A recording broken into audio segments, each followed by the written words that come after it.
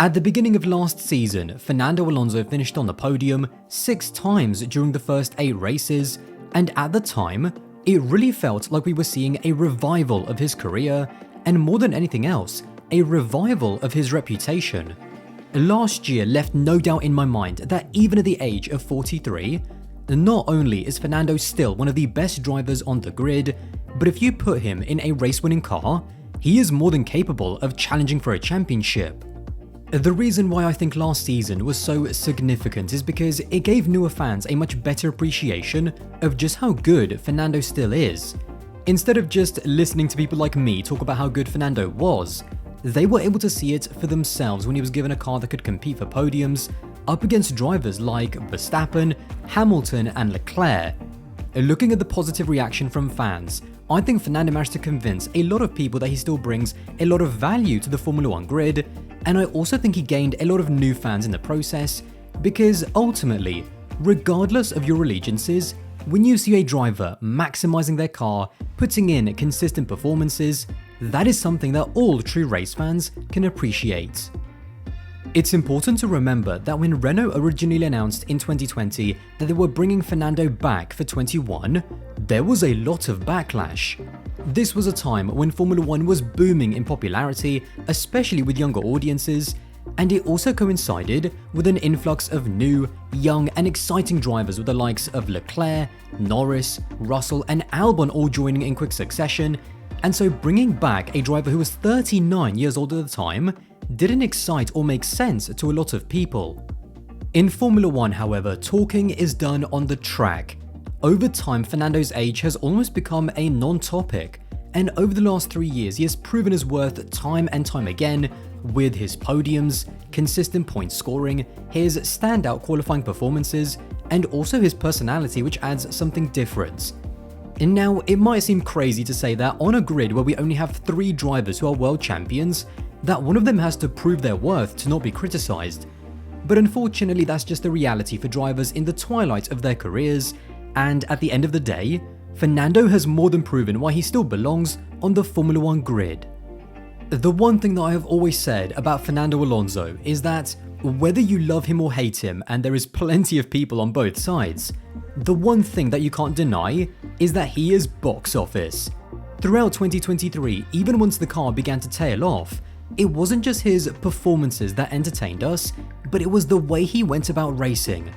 He won the Overtake of the Month award 3 out of 8 times, over the radio he continued to be an absolute menace, and his warrior mentality led to some amazing on-track battles, like his late race fight for the podium with Perez in Sao Paulo. Of course, the unfortunate irony of last year, especially when you compare it to how competitive this season has been, is that just as Fernando finally got back into a competitive car, it happened to coincide with the most dominant season in the history of the sport, with Red Bull winning 21 out of 22 races.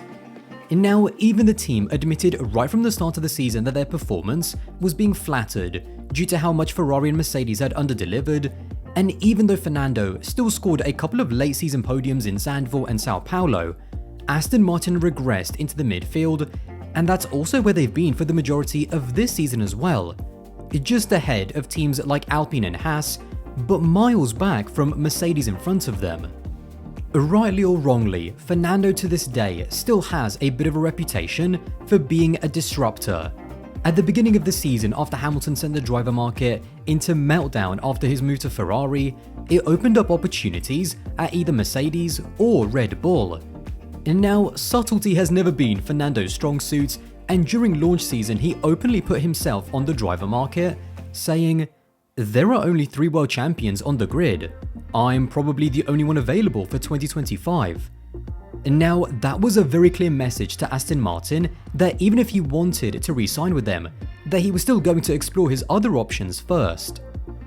There's always been this dichotomy with Fernando Alonso because, on paper, teams like Mercedes and especially Red Bull with their second driver dilemma should absolutely be considering a driver of Fernando's quality. But they don't. They still feel like he has too much baggage and too much of a reputation as a disruptor to be worth the risk. This is the bizarre situation that Alonso finds himself in, where he's almost been blacklisted by the top teams. On paper, him going to Red Bull, I think would solve a lot of their problems. They would immediately have arguably the strongest driver lineup on the grid, and with Fernando there, they would also have an insurance policy, meaning that if Max Verstappen decided to leave, they would still have a driver who is more than capable of winning the World Championship. And now, Max, like most drivers, has said that he doesn't care who's in the other car because he can beat anyone. And now, whilst I do think that he believes that, I also think that he and his team has a lot more influence on who his teammate is than he puts on. In an interview with Dutch newspaper De Limburger, Max said, "If you ask me, I would find it strange to contract a driver of 42. Red Bull has always had the tradition of training young drivers themselves. It already deviated from that trend with the signing of Sergio Perez, and even more so with a 42-year-old driver.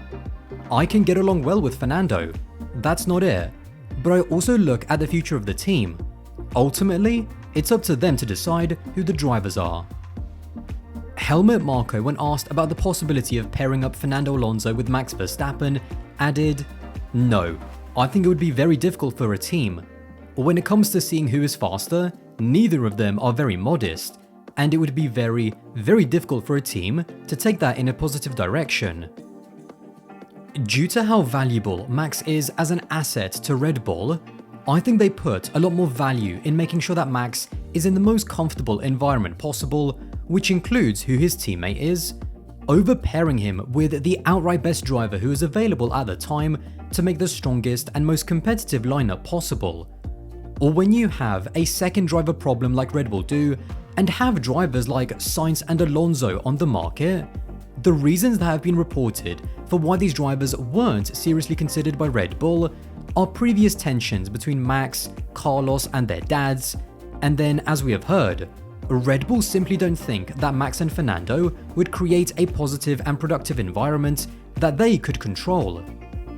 When Fernando announced that he would be staying at Aston Martin, it was a pragmatic move that made a lot of sense, because although his management definitely reached out to the likes of Mercedes and Red Bull and did their due diligence, he also couldn't afford to keep Aston Martin waiting too long in fear that Carlos Sainz might slip his way into the negotiating table to take the seat away from him.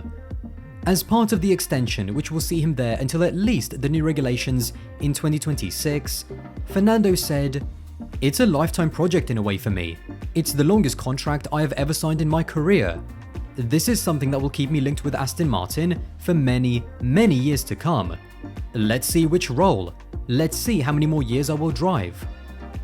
This season, we have definitely seen a small decline in Fernando's performances, and specifically, when the car's potential last year was contending for podiums, Fernando was dominating Lance almost every single weekend, whilst this season, as the car's potential has started to slip further and further into the midfield, it's no coincidence that Lance has also become more and more competitive compared to Fernando. Specifically for drivers like Lewis and Fernando, who have driven plenty of race-winning cars and have also fought for championships. When they are then given midfield cars, I think they find it more difficult to stay motivated compared to your average midfield driver, because they have already had the experience of what it feels like to race and win at the front.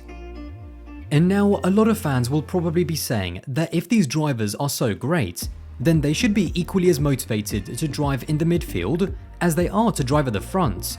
But human beings, and especially racing drivers, are never that simple. I think this is the main reason that, relatively speaking, because Stroll is nowhere near as good as Russell, when the Aston Martin and Mercedes has slipped in competitiveness, that is when we see Stroll and Russell get closer to their teammates. Although George was beating Lewis at the start of the year, as the Mercedes has become a race-winning contender, Lewis's championship quality has really started to show over Russell. And inversely, when the Aston Martin was stronger at the start of the year, Fernando was back to dominating Lance as we'd expect him to.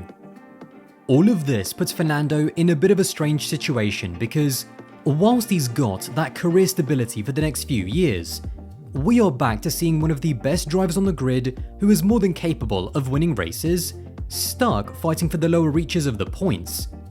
The form of the team has declined dramatically since around Imola time, when their upgrades didn't deliver the performance that they wanted, and they ultimately have been left behind by teams like McLaren and Mercedes.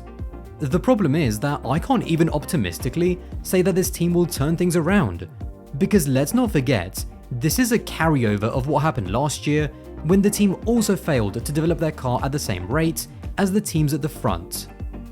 I think Fernando's patience will definitely be tested, not for the first time in his career, and it's going to be very important for him personally to make sure that he stays hungry and motivated over the coming years. Let's not forget that even though Aston Martin are experiencing this slight blip in overall performance, especially compared to teams like Alpine, they are still doing everything right to set themselves up for the future, and specifically 2026. The investment that Lawrence Stroll has put into their new facilities cannot be forgotten or taken for granted. The team has also secured ex-Mercedes engine guru Andy Cowell as their new CEO, replacing Martin Whitmarsh. And of course, they'll also become the Honda Works team, which when you look at the success that Honda have had with Red Bull so far, will in itself bring with it championship expectations. The rumours of Adrian Newey coming to Aston Martin will no doubt get lots of people excited, not least of which Fernando. We know that he's already been to the factory and will no doubt have been sold on the Aston Martin dream, but my only reservation about it is that I'm not sure about the combination of Newey and Lawrence Stroll. Throughout his career, he has hated working under corporate owners like Ron Dennis at McLaren, who feel the need to interfere too much on the technical side. That's why Red Bull was an environment where Newey thrived, because before it recently became very political with everyone looking to take control, at its core it was just a race team. And I just think that with everything going on at Aston Martin on the Formula 1 side and the road car side, and all of the noise that Lawrence Stroll likes to make, to me, there is still a bit of a character clash when it comes to Newey and Lawrence Stroll. Fernando's future, however, for better or for worse, is now locked in. He will be hoping that in 2025 Aston Martin can at least understand their issues and at least solidify their place within the midfield. But at the same time, given how close the Formula 1 grid has become and how quickly teams like McLaren have proven that you can turn things around, there is every chance that Aston Martin can also do that in 25, with the grid continuing to converge. Throughout Fernando's career, especially over the last decade since he last won a race back in Spain 2013, it is felt criminal that Fernando Alonso hasn't been involved in more fights for wins and podiums up at the front. It would be wrong to say that he has no culpability whatsoever, because even now, there is a reason why teams like Red Bull and Mercedes turned him down. Having said that, whilst you can question some of his actions, which I do think have done irreversible damage to his career, you can never question his ability in the car. His career statistics will never truly reflect the level of driver that he is, and if you're someone who thinks that he is a better driver than Vettel or Verstappen, whilst on paper that might not make sense to a lot of people, it's an opinion that I'd fully respect. It seems fitting with the rest of his career that even after getting a glimpse of what Fernando is capable of when fighting at the front last year, now in 2024, he yet again doesn't have the machinery to match his talent. To me, that doesn't matter, however. Fernando Alonso is still one of the best drivers on the grid who is capable of fighting for wins and championships. And unfortunately, he also remains the most wasted talent in Formula 1. Well, there you have it. If you did enjoy this video and want to support the channel, then don't forget to subscribe. That would be massively appreciated, and I'll see you in the next one.